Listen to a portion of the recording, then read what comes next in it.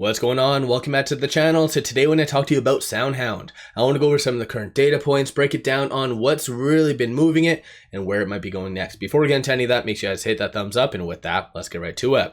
SoundHound is down 3.99%, 985 the low, 1051 the high. You are seeing relatively low volume, but that's kind of normal for a Friday.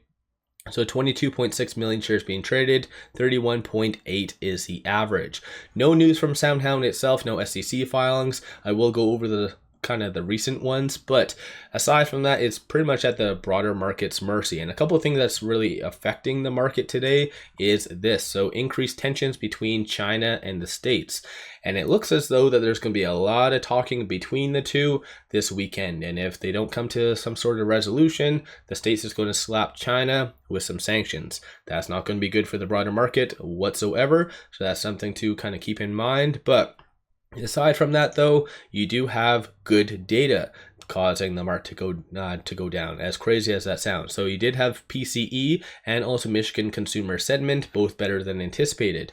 Reason why the market's taking this as a negative is because by good data doesn't really justify rate cuts. And so ultimately, you did see the likelihood of a July Fed cut get pushed to September. And even for September, there's only a 55.3% likelihood of a 25 basis point cut. So most likely, a lot more realistic to assume October. And so this is really affecting the market because roughly around 1 month ago, the market was starting to price in 3 rate cuts. And so given the circumstances, that's pretty much off the table. It's more realistic to assume 2, possibly even 1. So this isn't good for growth stocks. So a lot of that is really affecting SoundHound and again, a lot of other kind of speculative plays. But you did have this news that did come out from SoundHound, and it was very good news. The only bad thing is yesterday was also kind of a crappy day. So kind of got brushed under the rug, but SoundHound AI and 𝗖𝗢𝗡𝗡𝗖𝗧, if I'm saying that right,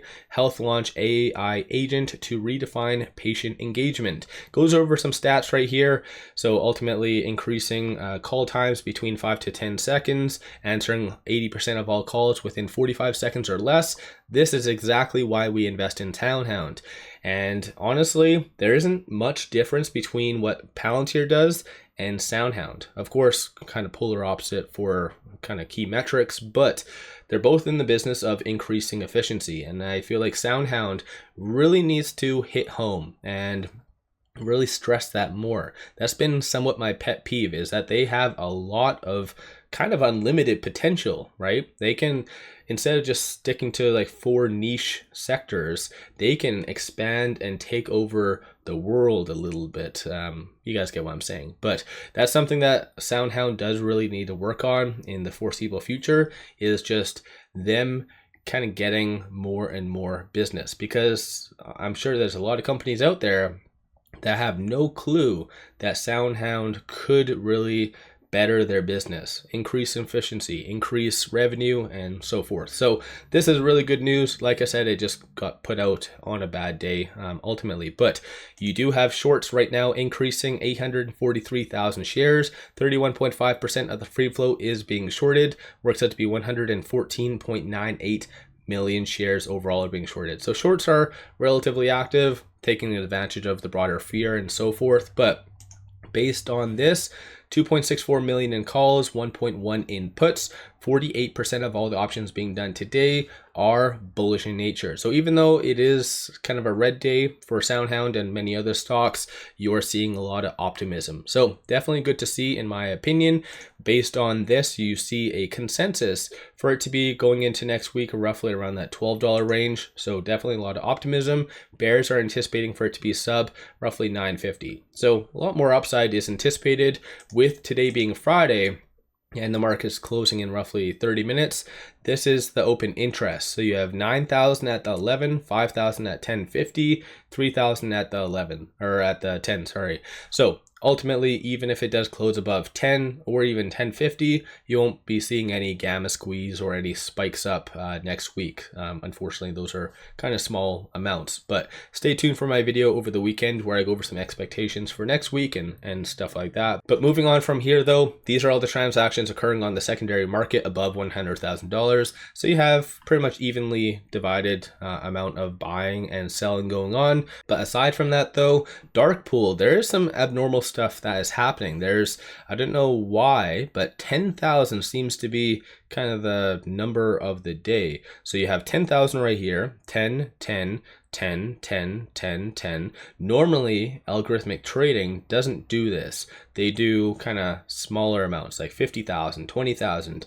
Seems to be that algorithmic trading has really been ramped up. So it is now including 10,000. Like there's a huge, immense amount of $10,000 or share transactions. 10,000, 10, 10, 10. You have 10. There's like a huge amount. So something definitely is up with SoundHound.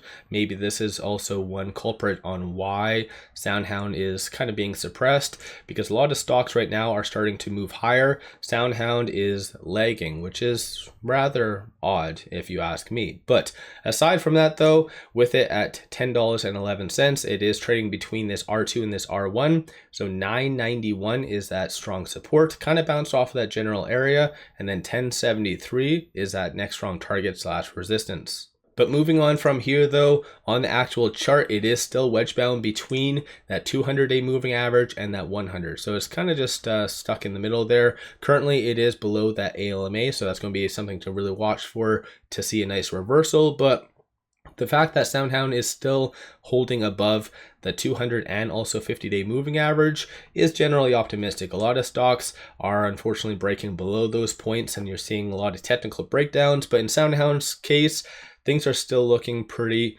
a-okay. Of course, I think SoundHound getting that nice analyst rating roughly 4 days ago did really help SoundHound.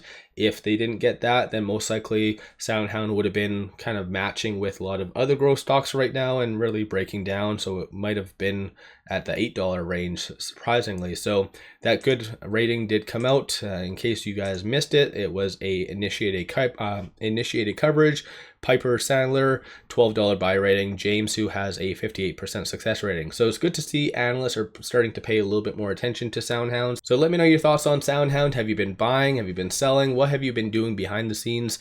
And then one final thing, pop over to my Patreon and give buy signals on stocks, options, crypto. So definitely worthwhile to pop over there and take a look. With all that said, appreciate all of you watching.